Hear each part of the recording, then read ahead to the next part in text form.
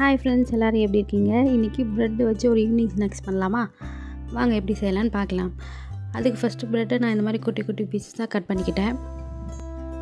அதுக்கப்புறமா 2 வெங்காயம் 2 தக்காளியை குட்டி குட்டியாக கட் பண்ணி வச்சுக்கிட்டேன். பச்சை மிளகா, கருவேப்பிலை, கொத்தமல்லி இந்த மாதிரி கட் பண்ணி எடுத்து வச்சுக்கிட்டேன். ஒரு வானலில் ஒரு ஸ்பூன் அளவு பட்டர் ஆட் பண்ணிக்கோங்க. அதில் நம்ம கட் பண்ணி வச்ச ப்ரெட் பீசஸை போட்டு நல்லா சாட்டே பண்ணிக்கோங்க. கொஞ்சம் ப்ரௌன் கலர் வந்ததுக்கப்புறமா அதை தனியாக எடுத்து வச்சுக்கோங்க.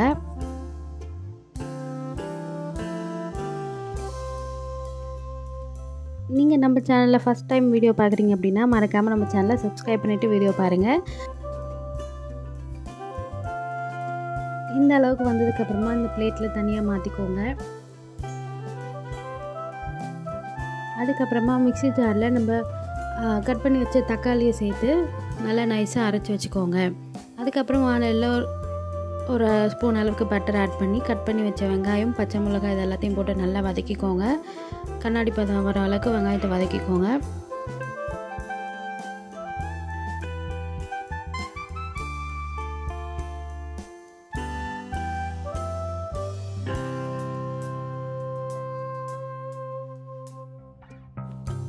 நல்லா வதங்கினதுக்கப்புறமா ஒரு ஸ்பூன் அளவுக்கு இஞ்சி பூண்டு விழுது ஆட் பண்ணிக்கோங்க.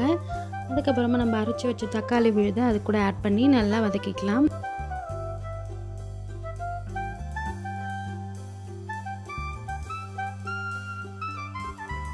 இப்போ இது கூட ஒரு ஸ்பூன் அளவுக்கு மஞ்சள்தூள், காரத்துக்கு ஏற்ற மாதிரி காஷ்மீரி மிளகாத்தூள் நான் ஒரு ஸ்பூன் ஆட் பண்ணிக்கிறேன். அப்புறமா டேஸ்ட்டுக்காக கரம் மசாலா ஒரு ஸ்பூன் 1.25 ஸ்பூன் அளவுக்கு நான் ஆட் பண்ணிக்கிறேன். நீங்கள் தேவையான அளவுக்கு அதை ஆட் பண்ணிக்கோங்க. எல்லாத்தையும் மிக்ஸ் பண்ணி நல்லா கலந்து கொடுத்துக்கோங்க.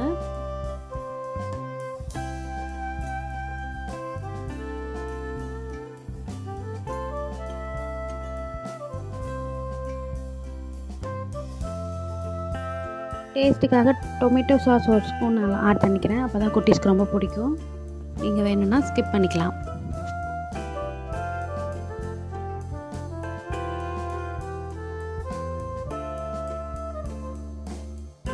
மசாலாலாம் பச்சை வாசனை போனதுக்கப்புறமா ப்ரெட் பீசஸ் எடுத்து அதில் போட்டு நல்லா கலந்து கொடுத்துக்கோங்க.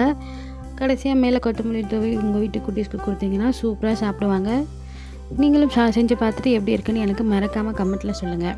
உங்கள் வீட்டு குட்டீஸ்க்கு எந்த மாதிரி ஸ்நாக்ஸ்லாம் ஈவினிங்கில் செஞ்சு கொடுப்பீங்க அப்படின்னு எனக்கும் கமெண்ட்டில் சொல்லுங்கள். நானும் ட்ரை பண்ணி பார்க்குறேன். இந்த வீடியோ உங்களுக்கு பிடிச்சிருந்தா லைக் பண்ணுங்கள், ஷேர் பண்ணுங்கள். மறக்காமல் எங்கள் சேனலை சப்ஸ்கிரைப் பண்ணிவிடுங்க. தேங்க்யூ ஃபார் வாட்சிங்.